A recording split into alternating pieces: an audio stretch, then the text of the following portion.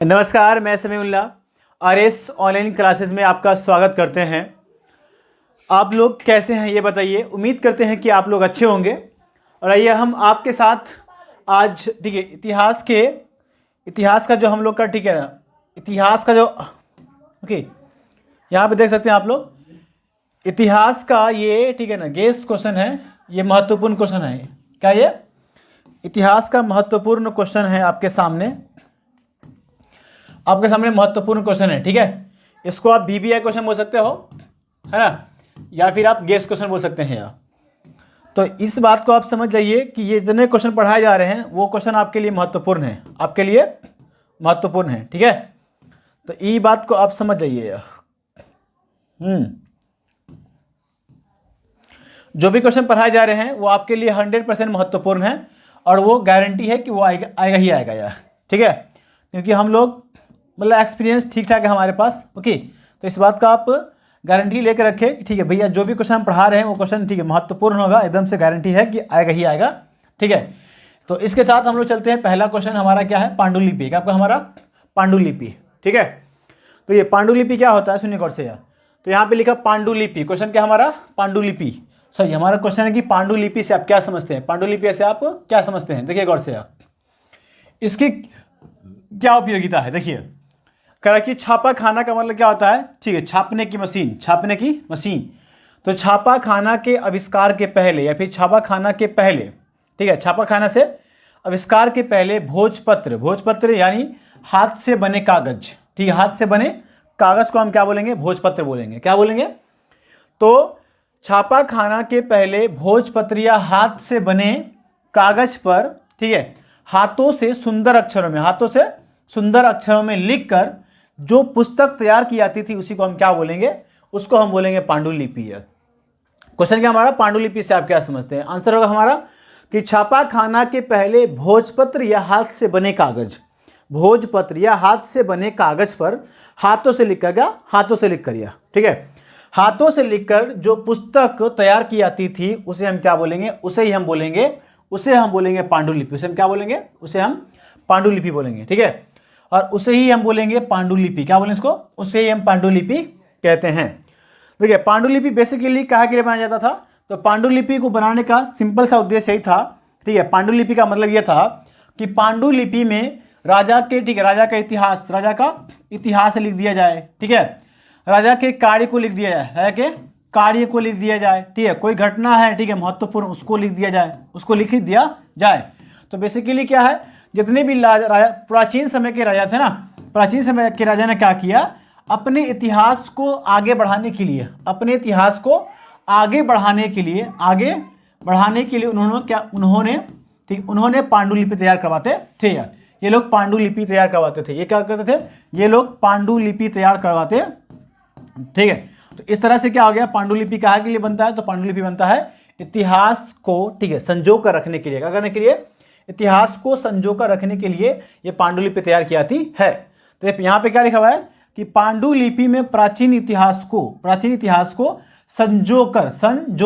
ठीक है, यहाँ पे देखिए, ओके, क्या किया आपका, पांडु संजो कर रखा जाता है। ठीक है, जिस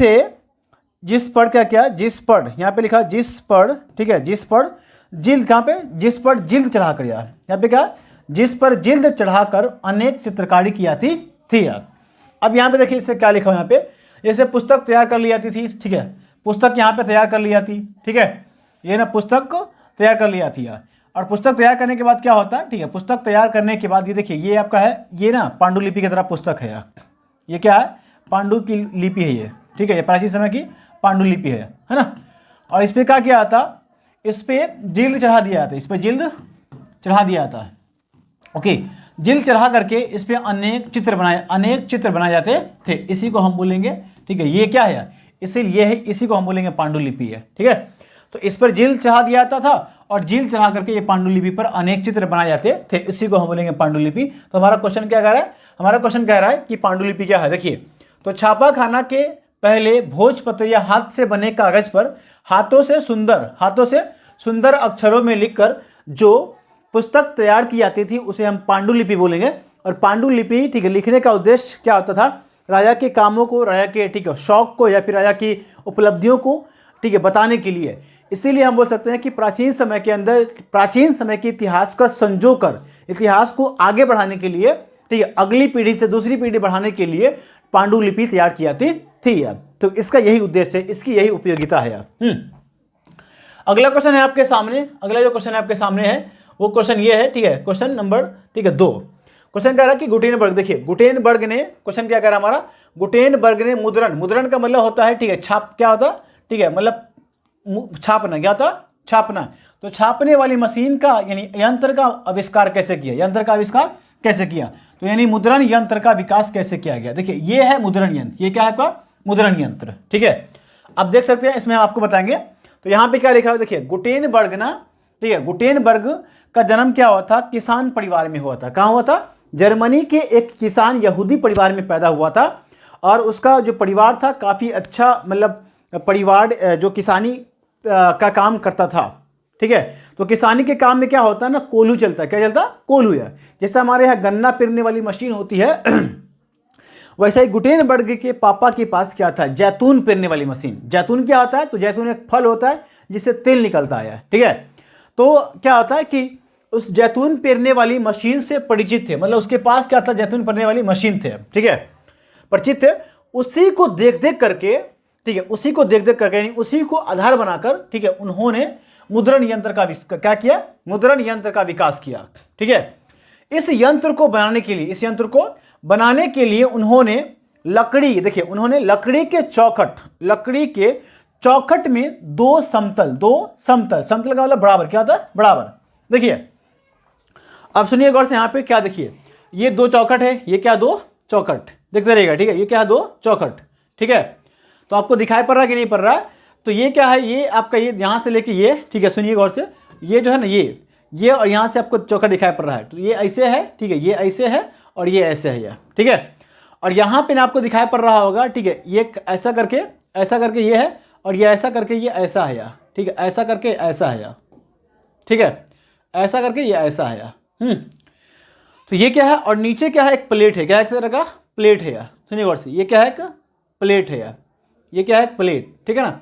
तो नीचे क्या है, एक प्लेट है, आप लोग देख पा रहे होंगे तो देख सकते हैं, ठीक है। ये क्या है, नीचे एक प्लेट है। तो ये क्या है, ऊपर से एक ऐसा, ऊपर से प्लेट है, तो इसको हम बोलेंगे बेड, इसको हम क्या बोलेंगे, प्लेट, इसको बोल लीजिए बेड या प्लेट, बेड, ठीक है, और इसको बोल लीजिए प्लेट, ये क्या आपका प्लेट है ना।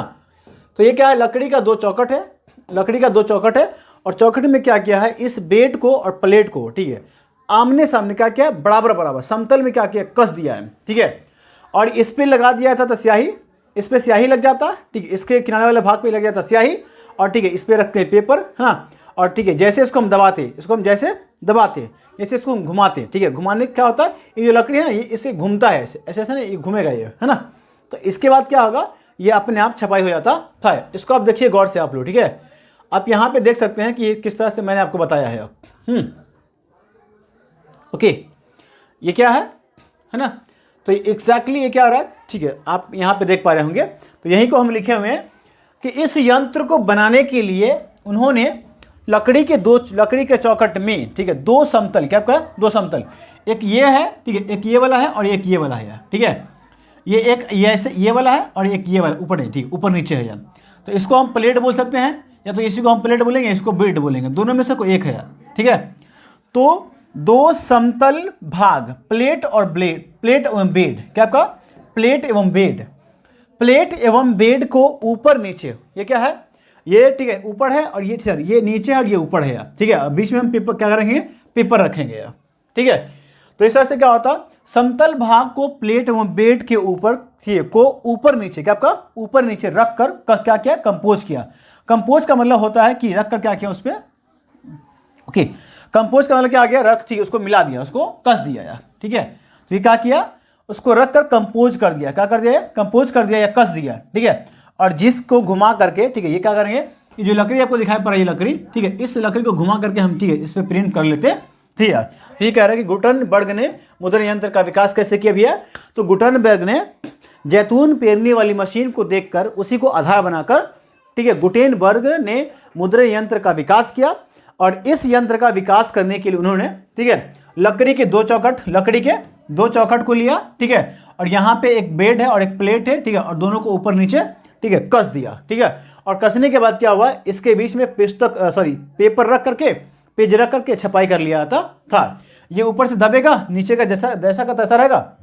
ओके, इसको घुमा घुमा के हम क्या करें, दबाएंगे, और दबाने के बाद क्या होगा, ठीक है, इसमें ऊपर लगा देंगे स्याही, क्या लगा देंगे, स्याही, और स्याही क्या करेगा, इस पेपर पे छप जाता था, ठीक है, ये बात है यार। तो अगला क्वेश्चन देखिए, आपका अगला क्वेश्चन क्या है, छापा खाना यूरोप कैसे पहुंचा। क्वेश्चन क्या हमारा, छापा खाना यूरोप कैसे पहुंचा, छापा खाना यूरोप कैसे पहुंचा। देखिए, तो छापा खाना यूरोप कैसे पहुंचा, सुनिए गौर से यार, कह रहे लकड़ी के ब्लॉक, ठीक है। अब यहाँ पे जो ये देख रहे हैं ना, ये लकड़ी का ब्लॉक है, क्या आपका, लकड़ी का ब्लॉक प्रिंटिंग है यार, ठीक है, लकड़ी का ब्लॉक, इसी को हम क्या बोलेंगे, लकड़ी का ब्लॉक प्रिंटिंग बोलेंगे, क्या बोलेंगे इसको, लकड़ी का ब्लॉक प्रिंटिंग। देखिए, तो लकड़ी के ब्लॉक प्रिंटिंग द्वारा, ठीक है, द्वारा मुद्रण होने वाली कला, ठीक है, रेशम मार्ग द्वारा, क्या आपका, रेशम मार्ग से, ठीक है, व्यापारियों द्वारा, ठीक है, नहीं ये नहीं होगा, सॉरी गलत बात है यार, ठीक है, ब्लॉक प्रिंटिंग ये नहीं है, ब्लॉक प्रिंटिंग ये नहीं है, इसको हम ब्लॉक प्रिंटिंग नहीं बोलेंगे, ब्लॉक प्रिंटिंग ये नहीं है, ठीक है। तो ब्लॉक प्रिंटिंग यहाँ पे समझिए कि लकड़ी का ना, ठीक है, ब्लॉक का मतलब टुकड़ा, क्या था, टुकड़ा, ठीक है, तो ये लकड़ी का टुकड़ा है, ठीक है, और ये दूसरा लकड़ी का टुकड़ा है, और दोनों को रख करके छपाई जो की जाती थी उसी को हम क्या बोलेंगे, ठीक है, ब्लॉक प्रिंटिंग, लकड़ी का ब्लॉक प्रिंटिंग के द्वारा मुद्रण होने वाली कला। ओके, इस कला को, ठीक, कला रेशम मार्ग द्वारा, कहाँ आपका, रेशम मार्ग से व्यापारियों द्वारा, कहाँ, ठीक है, रेशम मार्ग से व्यापारियों द्वारा यूरोप तक पहुंचा, ठीक है।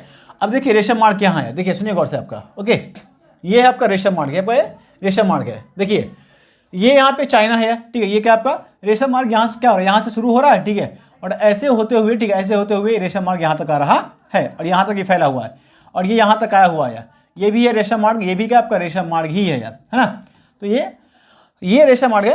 तो क्या किया ये ना, मतलब जो ब्लॉक प्रिंटिंग है इसका आविष्कार कहाँ हुआ होगा, चाइना के अंदर हुआ होगा, ठीक है, और चाइना से क्या रेशम मार्ग द्वारा कहाँ पहुंचा, यूरोप, कहाँ पहुंचा, ये यूरोप पहुंचा। तो यहाँ पर आप पहुंचा कौन, ब्लॉक प्रिंटिंग, कौन पहुंचा है आपका, यहाँ पे ब्लॉक प्रिंटिंग पहुंचा, कौन पहुंचा है आपका, ब्लॉक प्रिंटिंग पहुंचा, ठीक है। देखिए गौर से यहाँ पे क्वेश्चन क्या हमारा, क्वेश्चन है हमारा छापा खाना यूरोप कैसे पहुंचा। तो क्वेश्चन यहाँ पे देखिए एग्जैक्टली क्या लिखा हुआ है, सुनिए गौर से। क्वेश्चन हमारा कह रहा है कि छापा खाना यूरोप कैसे पहुंचा। तो देखिए क्या लिखा हुआ है कि लकड़ी के ब्लॉक द्वारा मुद्रण, ठीक है, होने वाली कला रेशम मार्ग से व्यापारियों द्वारा, ठीक है, क्योंकि रेशम मार्ग से, ठीक है, व्यापार होता था यार। तो क्या किया, उन व्यापारियों ने अपने साथ, ठीक है, इस छापा खाना को कहाँ ले गया, यूरोप ले गया, कहाँ ले गया आपका, यूरोपिया, ठीक है। तो रेशम मार्ग से क्या किया इन्होंने, ठीक है, उन्होंने क्या किया, इसको यूरोप पहुंचा दिया, किसको, ये ब्लॉक प्रिंटिंग को कहाँ पहुंचा दिया, यूरोप पहुंचा दिया, ठीक है, ये यूरोप पहुंचा दिया। अब क्या होता है, रोमन सम्राट, ठीक है, रोमन मशीनरी, ठीक है, एवं मार्को पोलो, किसने भैया, एवं मार्को पोलो द्वारा, ठीक है, 13वीं सदी में ब्लॉक प्रिंटिंग के नमूने, ठीक है, यूरोप में पहुंचे, ठीक है, यूरोप में पहुंचे। क्या ब्लॉक प्रिंटिंग के नमूने कहाँ पहुंचे, यूरोप में पहुंचे थे। तो क्वेश्चन क्या आपका, लकड़ी के ब्लॉक द्वारा मुद्रण होने वाली कला, ठीक है, रेशम मार्ग द्वारा व्यापारियों कौन ले गए, व्यापारी ले गए, ठीक है। और रोमन मशीनरी का मतलब होता है कि रोमन के अंदर, यानी रोमन के अंदर जो, ठीक है, मशीनरी का मतलब होता है धर्म का प्रचार करने वाली, ईसाई धर्म का प्रचार करने वाले ग्रुप को हम बोलेंगे रोमन मिशनरी बोलेंगे, ठीक है। तो रोमन मिशनरियों द्वारा और मार्को पोलो द्वारा ने क्या किया, पोलो द्वारा ने 13वीं सदी में ब्लॉक प्रिंटिंग के नमूने कहाँ पहुंचे यार, ठीक है, यूरोप में पहुंचे थे। अगला क्वेश्चन देखिए, ओके, अगला क्वेश्चन है कि इंक्विजिशन क्या है, इंक्विजिशन क्या है, सुनिए गौर से आप। अब यहां पे समझिए गौर से, जब ब्लॉक यानी छापा खाना का आविष्कार हुआ, क्या आपका छापा खाना का आविष्कार हुआ, तो यानी छापा खाना के आविष्कार के बाद क्या हुआ, ठीक है, छापा खाना के आविष्कार के बाद क्या हुआ, किताबें सस्ती होने लगी। और जब किताबें सस्ती होने लगी तो यूरोप के अंदर, कहाँ आपका, यूरोप के अंदर, ठीक है, उसके यानी जो ईसाई धर्म के अंदर बुराइयां फैली हुई थी, उस बुराइयों को लोग क्या करने लगे, ठीक है, उस बुराइयों को का पर्दाफाश करने लगे लोग यार, ठीक है। जब उस बुराइयों का पर्दाफाश करने लगे तो इस बुराई से क्या हुआ, चर्च, ठीक है, चर्च जो है ना, जो चर्च है ना, ठीक है, वो चर्च का ना क्या हुआ, हालत खराब हो गया। चर्च का हालत खराब होने का मतलब है कि चर्च की बुराइयां अब, ठीक है, बाहर सामने आने लगी, ठीक है। जब इसकी बुराइयां जब सामने आने लगी तो क्या किया, इन लोगों ने, ठीक है, अब इनको लगा, चर्च को लगा कि भैया क्या कर रहा है, हमारे धर्म की बुराई कर रहा है, तो इन लोगों ने क्या किया, एक न्यायालय बनाया। क्या बनाया? एक न्यायालय बनाया, ठीक है। और इसी न्यायालय को हम क्या बोलेंगे? इसी न्यायालय को हम क्या बोलेंगे? तो इसी न्यायालय को हम क्या बोलेंगे? इसी न्यायालय को हम बोलेंगे इंक्विजिशन। क्या बोलेंगे इसको? इंक्विजिशन बोलेंगे। हम क्या बोलेंगे इसको? इंक्विजिशन बोलेंगे। ओके, इसी को हम बोलेंगे इंक्विजिशन। क्या बोलेंगे इसको? इंक्विजिशन बोलेंगे। तो अब यहाँ पे देखिए क्वेश्चन क्या लिखा हुआ, क्वेश्चन लिखा हुआ, ठीक है, कि इंक्विजिशन से आप क्या समझते भैया? देखिए, तो यानी धर्म विरोधी प्रचार को या तत्वों को सुधारने के लिए, ठीक है, धर्म विरोधी प्रचार को या तत्वों को सुधारने के लिए चर्च द्वारा जो न्यायालय बनाया गया था उसे हम क्या बोलेंगे? उसे ही इंक्विजिशन कहा जाता है। इसमें तो इसके माध्यम से धर्म विरोधी, ठीक है, विचारधारा, क्या आपका, अगर कोई धर्म के खिलाफ अच्छी बात भी है, हाँ, धर्म के अंदर जो बुराइयां फैली है उसको भी अगर कोई बता रहा है तो उसको हम, ठीक है, धर्म के खिलाफ ही मानेंगे, मतलब चर्च के अनुसार। तो ऐसे में क्या होता है? धर्म विरोधी विचारधाराओं के प्रकाशक मतलब, ठीक है, लेखक, ओके, और पुस्तक विक्रेता और पुस्तक बेचने वालों पे क्या किया? ठीक है, प्रतिबंध लगा दिया। क्या लगा दिया? प्रतिबंध लगा दिया। ठीक है, डन। ओके, तो इसको हम क्या बोलेंगे? इंक्विजिशन बोलेंगे। अब यहां पे देखिए अगला जो क्वेश्चन है, ठीक है, यहीं पे एक क्वेश्चन और यहां पे देखिए गौर से। क्वेश्चन कह रहा है कि लॉर्ड लीटन ने, ठीक है, राष्ट्रवादी आंदोलन को बढ़ावा दिया कैसे? क्वेश्चन क्या कह रहा है? क्वेश्चन कह रहा है कि लॉर्ड लीटन ने राष्ट्रवादी आंदोलन को बढ़ावा दिया कैसे? क्वेश्चन देखिए, क्वेश्चन क्या आपका, कि लॉर्ड लीटन ने राष्ट्रवादी आंदोलन को कैसे गतिमान बनाया? देखिए, तो कह रहा है कि 1857, क्वेश्चन क्या आपका, 1857 की क्रांति के बाद देसी भाषा, कौन आपका, देसी भाषा के समाचार पत्रों ने, ठीक है, अंग्रेजों के शोषणकारी नीतियों का विरोध करना शुरू कर दिया। ठीक है, आपको पता होगा कि 1857 में क्या होता है? क्रांति हुआ था। क्या होता है? एक क्रांति हुआ था। तो इस क्रांति के बाद क्या होता है? जो देसी भाषा के समाचार पत्र होते हैं वो अंग्रेजों की शोषणकारी नीतियों का, ठीक है, विरोध करना शुरू कर देते हैं। ठीक है, विरोध करना शुरू कर दिया। और इसीलिए देसी भाषाओं के समाचार पत्रों को नियंत्रण करने के लिए, नियंत्रण मतलब कंट्रोल करने के लिए, कंट्रोल में लाने के लिए लॉर्ड लीटन ने, किसने? लॉर्ड लीटन ने 1878 में, कब 1878 में, 1878 ईस्वी में, ठीक है, वर्नाक्यूलर प्रेस एक्ट पारित किया और देसी भाषाओं के समाचार पत्रों पर, ठीक है, प्रतिबंध लगा दिया। ठीक है, क्या कर दिया? प्रतिबंध लगा दिया, जिससे भारत की जनता भड़क गई है। ठीक है, और सरकार के खिलाफ, ठीक है, खुलकर आंदोलन करने लगे। मतलब कहने का अर्थ यह है कि लॉर्ड लीटन, कौन आपका? Lord Lytton. ये लॉर्ड लीटन ने क्या किया? ठीक है, 1878 में, क्या आपका? 1878 में, ठीक है, 1878 में इन्होंने क्या किया? एक वर्नाक्यूलर प्रेस एक्ट, क्या आपका? वर्नाक्यूलर प्रेस एक्ट पारित किया। और इस एक्ट के माध्यम से क्या किया इन्होंने? देसी भाषा के समाचार पत्र पर, क्या आपका, ये देसी भाषा के समाचार पत्रों पर लगा दिया प्रतिबंध, बैन लगा दिया। ठीक है, जब इस देसी भाषा के समाचार पत्रों पर बैन लगा दिया, भैया क्या किया? आदमी लोग भड़क गए। और भड़कने के बाद क्या किया इन लोगों? ठीक है, मतलब जो जनता एकदम शांत बैठी हुई थी, उस जनता ने क्या किया? पूरे, ठीक है, देश में खुलकर आंदोलन करने लगे। ठीक है, इसीलिए कहा जा सकता है कि लॉर्ड लीटन ने राष्ट्रवादी आंदोलन को गतिमान बनाया था, यानी राष्ट्रवादी आंदोलन को और तेज कर दिया था। तो क्वेश्चन यहां पे कह रहा है, ठीक है, वही क्वेश्चन कह रहा है कि लॉर्ड लीटन ने राष्ट्रवादी आंदोलन को कैसे गतिमान बनाया? तो भैया ऐसे गतिमान बनाया। ठीक है, कि उन्होंने क्या किया? 1878 ईस्वी में वर्नाक्यूलर प्रेस एक्ट पारित किया। और जब पारित किया तो क्या किया? जितने भी देसी समाचार पत्र थे उन सभी देसी भाषा के समाचार पत्रों पर प्रतिबंध लगा दिया। और प्रतिबंध जब लगा दिया तो जनता का गुस्सा फूट गया। और जब फूट गया तो जो जनता शांत बैठी हुई थी अभी तक, वो जनता खुलकर आती है और खुलकर क्या करती है? पूरे देश में अब आंदोलन करने लगती है। जिससे क्या हुआ? जिसकी एक गलती की वजह से, ठीक है, लोगों में उबाल आ गया था। किसके अंदर? ठीक है, मतलब भारतीय जनता के अंदर। इसलिए हम कह सकते हैं कि लॉर्ड लीटन ने क्या किया था? लॉर्ड लीटन ने राष्ट्रवादी आंदोलन को गतिमान बनाया था। क्या किया था? राष्ट्रवादी आंदोलन को गतिमान बनाया था। ठीक है, तो अब देखिए अगला क्वेश्चन आपके सामने है। क्या भैया?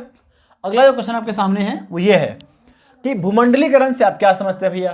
देखिए, भू का मतलब होता है भूमि, ठीक है, और मंडल का है, मंडल का मतलब होता है, मंडलीकरण का मतलब होता है एक ग्रुप, क्या होता है, एक ग्रुप बनाना, ठीक है। तो कह रहा कि पूरे भूमि या पूरे विश्व को सामाजिक, आर्थिक, राजनीतिक, ठीक है, वैज्ञानिक और क्या सांस्कृतिक दृष्टिकोण से या फिर रूप से एक करने की प्रक्रिया को, ठीक है, एक करने की प्रक्रिया को हम क्या बोलेंगे, भूमंडलीकरण बोलेंगे। क्या बोलेंगे, भूमंडलीकरण। इसी को हम ना वैश्वीकरण बोलते हैं। क्या बोलते हैं इसको, इसी को हम लोग वैश्वीकरण बोलते हैं। क्या बोलते हैं इसको, वैश्वीकरण बोलते हैं इसको हम लोग, है ना। नहीं, अब देखिए यहाँ पे कहने का, ठीक है, यहाँ पे क्या कह रहा है कि पूरी दुनिया में क्या किया है, ठीक है, क्या इसका सामाजिक रूप से, क्या आपका सामाजिक, ठीक है, आर्थिक, आपका सामाजिक हो गया, आपका आर्थिक हो गया, ठीक है, उसके बाद वैज्ञानिक, क्या आपका वैज्ञानिक हो गया, है ना। उसके बाद बोल सकते हैं वैज्ञानिक के अलावा सांस्कृतिक, आपका सांस्कृतिक, ठीक है। तो वैज्ञानिक, सांस्कृतिक, इस दृष्टिकोण से पूरे विश्व को एक करने का, आपका एक करने की प्रक्रिया को, या एक करने की प्रक्रिया को हम क्या बोलेंगे, एक करने की प्रक्रिया को हम क्या बोलेंगे, इसी को हम बोलेंगे भूमंडलीकरण। इसी को हम क्या बोलेंगे, इसी को हम बोलेंगे भूमंडलीकरण। इसी को हम क्या बोलेंगे, भूमंडलीकरण बोलेंगे। इसको हम क्या बोलेंगे, भूमंडलीकरण बोलेंगे। इसी को हम बोलेंगे भूमंडलीकरण, ठीक है, डन। ये बात है यार। आइए इसमें, अब जब भूमंडली होगा तो यहाँ पे क्या देखिए क्या लिखा हुआ है, जब भूमंडली होगा, भूमंडलीकरण के बाद क्या होता है, दुनिया के देशों के बीच व्यापार आसानी से होने लगता है। क्या होने लगता है, आसानी से होने लगता है। मतलब जब लोग एक हो जाते हैं तो क्या होता है, वहां पे बाउंड्री खत्म हो जाती है और अन्य वस्तुओं का आदान प्रदान होने लगती है। मुक्त क्या होता है, मुक्त का मतलब क्या होता है, एकदम बिंदास। क्या होता है आपका, बिंदास, ठीक है, क्या होता है, बिंदास। तो यहाँ पे क्या होता है, मुक्त यानी बिंदास रूप से होने लगता है। तो भूमंडलीकरण हम किसे बोलेंगे, यानी भूमि को, पूरे विश्व को, ठीक है, सामाजिक, आर्थिक, राजनीतिक, ठीक है, वैज्ञानिक और सांस्कृतिक, ठीक है, रूप से या तकनीकी रूप से एक करने की प्रक्रिया को हम क्या बोलेंगे, भूमंडलीकरण कहते हैं। क्या कहते हैं, भूमंडलीकरण कहते हैं। और जब भूमंडलीकरण होता है मतलब पूरा विश्व एक हो गया, और जब एक हो जाता है तो वहां पे व्यापार आसानी से होता है और किसी भी वस्तु का लेन देन एकदम आसानी से होता है। अगला क्वेश्चन देखिए, अगला क्वेश्चन क्या है आपके सामने, अगला क्वेश्चन है आपके सामने, ठीक है, ये है महान आर्थिक मंदी से आप क्या समझते हैं। महान आर्थिक मंदी से आप क्या समझते हैं, रुकिए, ओके, महान आर्थिक मंदी से आप क्या समझते हैं। तो अब यहां पे समझ देखिए, अथवा आर्थिक संकट क्या है, आर्थिक संकट क्या है। क्वेश्चन यहां पे कह रहा है कि महान आर्थिक मंदी क्या है। यहां पे दो क्वेश्चन को हम एक साथ ले लिए, क्या कर लिए, दो क्वेश्चन को हम एक साथ ले लिए हैं, ठीक है। तो पहला क्वेश्चन हमारा क्या, महान आर्थिक मंदी से आप क्या समझते हैं और आर्थिक संकट से आप क्या समझते हैं। क्वेश्चन कह रहा है कि देखिए, वैसी स्थिति या फिर वैसा सिचुएशन जिसमें कृषि, व्यापार और सेवा क्षेत्र का विकास का ठप पड़ जाता है। क्या था, ठप पड़ जाएगा। यानी ना ही कृषि का विकास होगा, ठीक है, ना ही उद्योग का विकास होगा, ठीक है, और ना ही क्या होगा, सेवा क्षेत्र का विकास होगा। जब सेवा इस सब का विकास नहीं होगा, यानी इसका विकास रुक जाएगा, तो क्या होगा भैया, इस सब का जब विकास होगा तो उद्योग धंधे बंद होंगे। क्या हो जाएंगे, उद्योग धंधे बंद होंगे, ठीक है, उद्योग धंधे बंद होंगे, कल कारखाने बंद होंगे, ठीक है, बैंक डूबेगा। और ऐसे क्या होगा, जब ऐसा होगा तो क्या, लाखों लोग क्या जाएंगे, लाखों लोग हो जाएंगे बेरोजगार।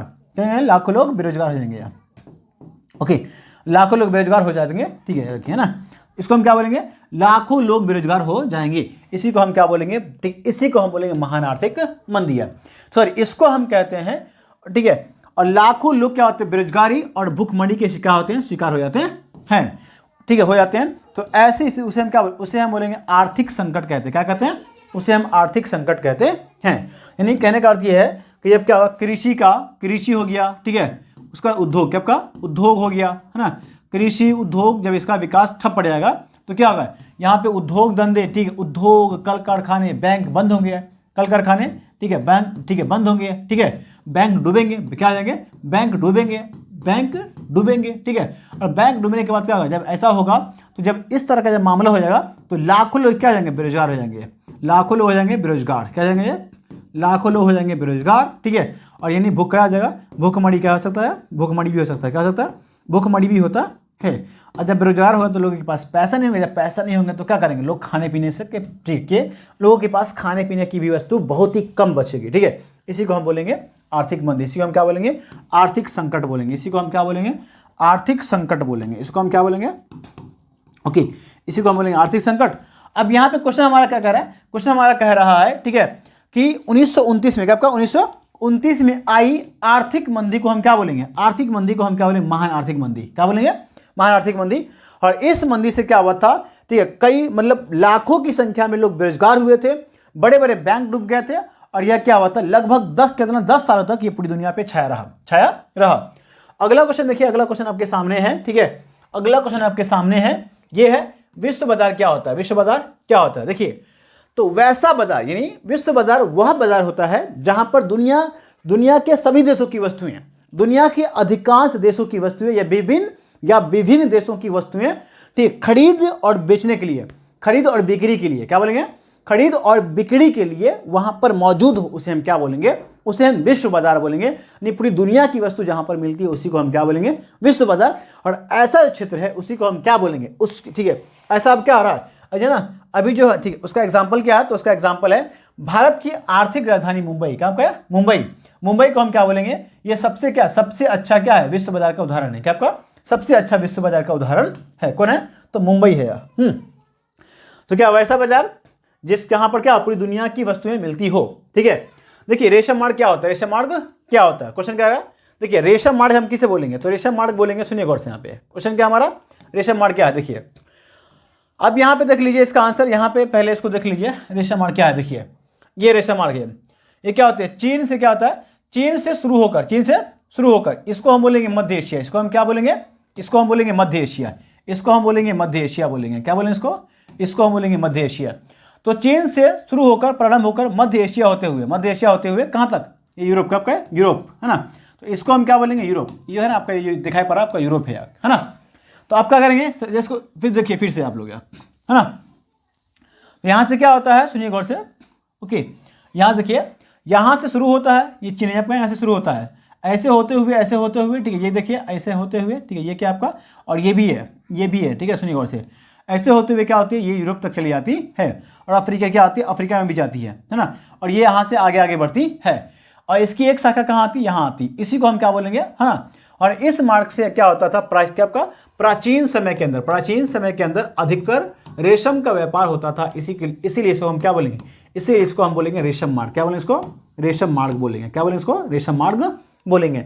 डेट्स ऑल, इतना ही है इसके अंदर। तो यहाँ पे क्वेश्चन में क्या लिखा हुआ है, देखिए कि चीन से शुरू होकर मध्य एशिया, कहाँ का, मध्य एशिया होते हुए यूरोप, कहाँ का, यूरोप, ठीक है, क्या आपका, चीन से शुरू होगा मध्य एशिया से कहाँ, यूरोप तक, कहाँ था आपका, यूरोप तक, ओके, यूरोप तक जाने वाली मार्ग, ठीक है, मार्ग जिसे प्राचीन समय में मुख्यतः क्या था, मुख्यतः रेशम का व्यापार किया जाता था, उस मार्ग को ही हम क्या बोलेंगे, उस मार्ग को ही रेशम मार्ग कहा जाता है, जिसकी एक शाखा भारत में भी आती है, क्या आती है, भारत में भी आती है।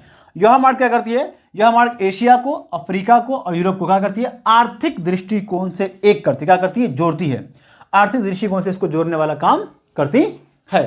तो ठीक है, यहाँ पे देखिए एग्जैक्टली आपको यहाँ पे दिखाई पड़ रहा होगा, ये क्या है यार, ये एशिया है, ठीक है, ये क्या आपका एशिया है ना, ये आपका, ठीक है, अफ्रीका है, और ये आपका यूरोप है, क्या है, यूरोप।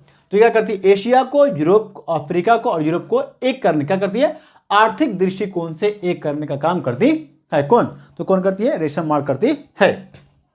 अगला क्वेश्चन देखिए, अगला क्वेश्चन क्या, न्यू डील, क्या आपका न्यू डील। देखिए 1929 में क्या हुआ था, पूरी दुनिया में आर्थिक मंदी आया था, तो उस आर्थिक मंदी से अमेरिका को बचाने के लिए तत्कालीन, कौन आपका, तत्कालीन वहां के जो राष्ट्रपति थे उसका नाम था फ्रैंकलिन डी रूजवेल्ट, इसका नाम क्या, फ्रैंकलिन डी रूजवेल्ट, ठीक है, ने 1932 ईस्वी में एक नई आर्थिक नीति लाई, ठीक है, जिसे हम क्या बोलेंगे, इसे न्यू डील बोलेंगे। मतलब अमेरिका को 1929 की आर्थिक मंदी से बचाने के लिए, ठीक है, वहां के राष्ट्रपति फ्रैंकलिन डी रूजवेल्ट ने एक नई आर्थिक नीति लाई, ठीक, उस नीति को हम क्या बोलेंगे, न्यू डील कहते हैं, क्या कहते हैं, न्यू डील। इसका उद्देश्य क्या था भैया, तो इस नीति के तहत, इस नीति के द्वारा रोजगार उत्पन्न करने, क्या करना है, रोजगार उत्पन्न करने एवं मानव कल्याण, क्या आपका, एवं मानव कल्याण के लिए कई कार्यक्रम बनाए गए, कई कार्यक्रम बनाए गए थे, ठीक है। तो आज की क्लास में इतिहास के वैसे क्वेश्चन को रखा गया है, क्या रखा गया, इतिहास के वैसे क्वेश्चन को रखा गया है जो, ठीक है, लास्ट क्या आता है, चैप्टर के लास्ट में है, क्या आपका, लास्ट में, ठीक है। और ये क्वेश्चन को उम्मीद है कि आप लोग नहीं पढ़े होंगे कहीं भी, और आपको पढ़ने का मौका मिला है, तो क्या करेंगे, इसमें 10 क्वेश्चन था आज, ठीक है, किताब के अंत से क्वेश्चन लिया गया था 10 क्वेश्चन, ठीक है, और ये काफी अच्छा क्वेश्चन है, उम्मीद है कि आपको हेल्प करेगा।